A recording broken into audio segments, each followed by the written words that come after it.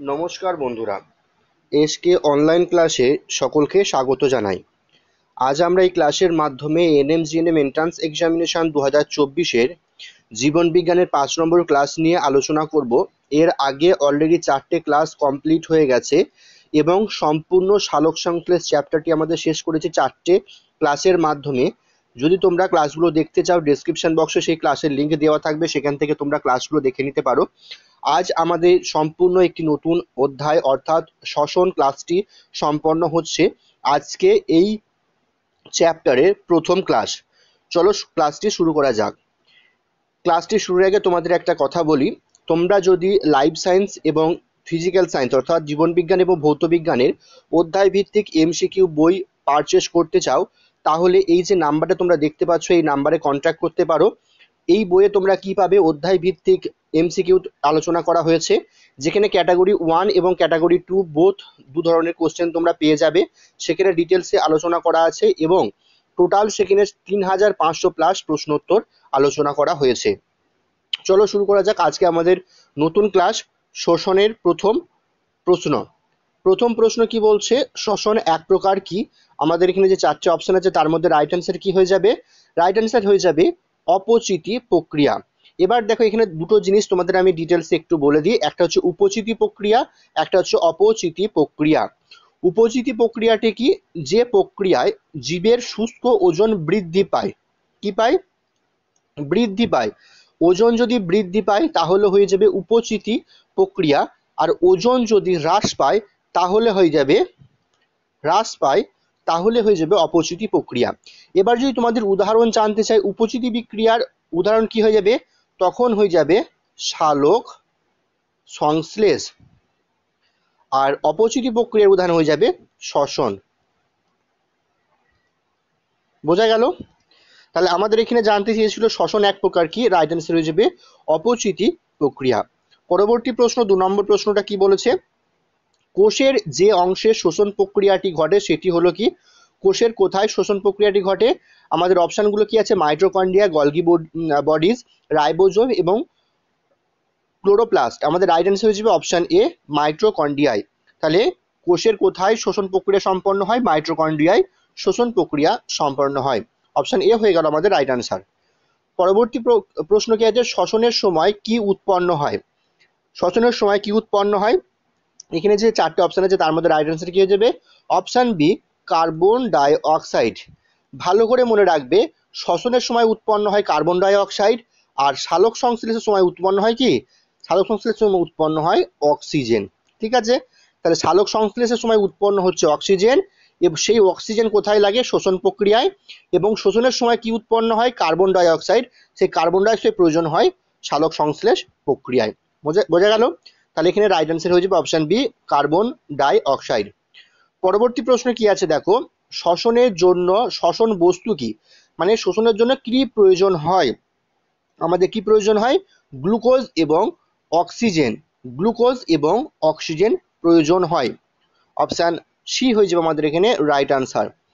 পরবর্তী প্রশ্ন কি বলছে দেখো, কোন ধরনের শোষণ বস্তু থেকে সর্বাধিক সংখ্যক এটিপি উৎপন্ন হয়? বলছে কোন ধরনের শ্বসন বস্তু থেকে সর্বাধিক পরিমাণে এটিপি উৎপন্ন হয়। 4টে যে অপশন আছে তার মধ্যে আমাদের রাইট অ্যান্সার কি হয়ে যাবে? রাইট অ্যান্সার হয়ে যাবে option B, glucose.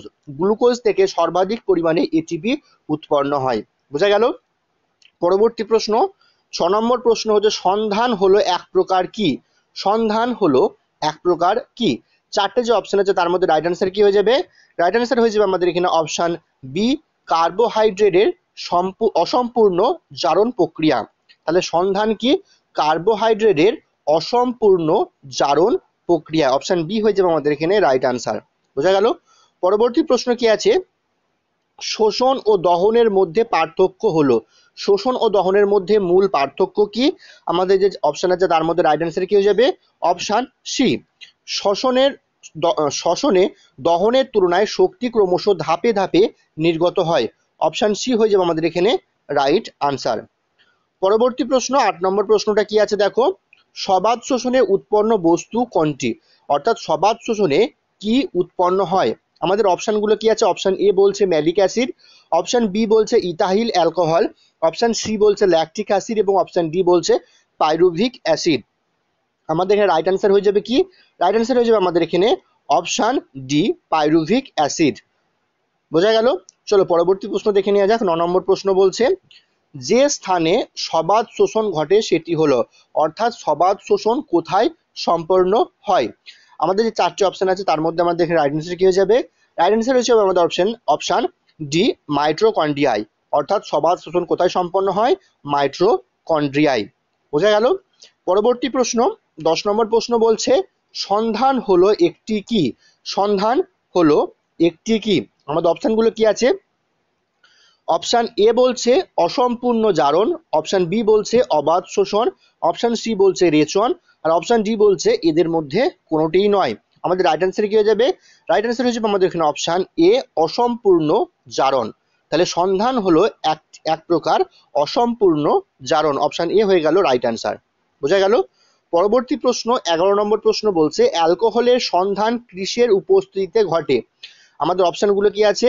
Option A বলছে জাইলেম, অপশন বি বলছে অ্যামাইলেজ, অপশন সি বলছে ইনভার্টেজ এবং অপশন ডি বলছে মল্টেজ। আমাদের এখানে রাইট অ্যান্সার হয়ে যাবে অপশন এ জাইলেম। বোঝা গেল? পরবর্তী প্রশ্ন 12 নম্বর প্রশ্ন কি আছে? পেশিতে অবাধ শোষণে পাইরুভিক অ্যাসিড পরিবর্তিত হয়ে উৎপন্ন করে, অর্থাৎ পেশিতে সবাধ শোষণ যে ঘটে সেখানে পাইরুভিক অ্যাসিড পরিবর্তিত হয়ে কি উৎপন্ন করে? আমাদের যে 4টে অপশন আছে তার মধ্যে রাইট অ্যান্সার হয়ে যাবে অপশন ডি ল্যাকটিক অ্যাসিড উৎপন্ন করে, অর্থাৎ পাইরুভিক অ্যাসিড পরিবর্তিত হয়ে উৎপন্ন করে ল্যাকটিক অ্যাসিড। অপশন ডি হয়ে যাবে আমাদের এখানে রাইট অ্যান্সার। পরবর্তী প্রশ্ন 13 নম্বর প্রশ্ন বলছে নিম্নলিখিতগুলির মধ্যে কোনটি অ্যালকোহল সন্ধানের জন্য প্রয়োজন? অ্যালকোহল সন্ধানের জন্য কি প্রয়োজন?